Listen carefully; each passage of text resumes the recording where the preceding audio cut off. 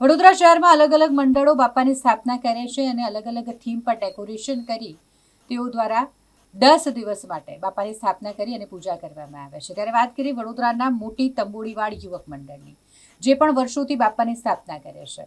સંપૂર્ણ માટીની પ્રતિમાની સ્થાપના કરવામાં આવી છે। છેલ્લા 23 વર્ષોથી મોટી તંબોળીવાડ યુવક મંડળ દ્વારા બાપાની સ્થાપના કરી અને ગણેશોત્સવની ઉજવણી કરવામાં આવે છે। આ વર્ષે પણ તેઓએ બાપાની ખૂબ જ સુંદર પ્રતિમાની સ્થાપના કરી છે અને થીમ રાખવામાં આવી છે મહારાષ્ટ્રમાં આવેલ મયુરેશ્વર મંદિર, જેની થીમ પર આખું જ ડેકોરેશન તમામ મંડળના સભ્યો દ્વારા જાતે જ કરવામાં આવ્યું છે। આવેક મોર્યા ગોસાવીની થીમ પર આ ડેકોરેશન કરવામાં આવ્યું છે।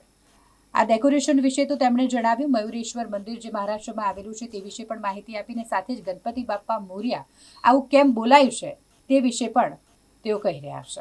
અમારા મંડળનું નામ છે મોટી તંબોળીવાડ યુવક મંડળ।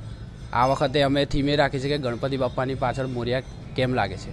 તો આ થીમ હું તમને સમજાવું કે મોરિયા ગોસાવી જે છે એ ગણપતિના પ્રબળ ભક્ત હતા, જેઓએ 117 વર્ષ સુધી ગણપતિની ઘણી સેવા કરી।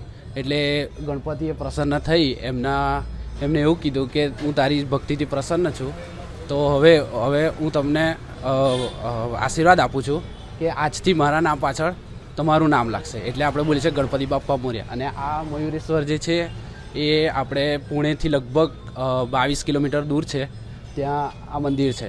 અષ્ટવિનાયક માનું એક આ મંદિર છે। એટલે અને એનું નામ મોરગામ એ રીતે પડ્યું કારણ કે મોર ઉપર જોઈ શકો છો તમે।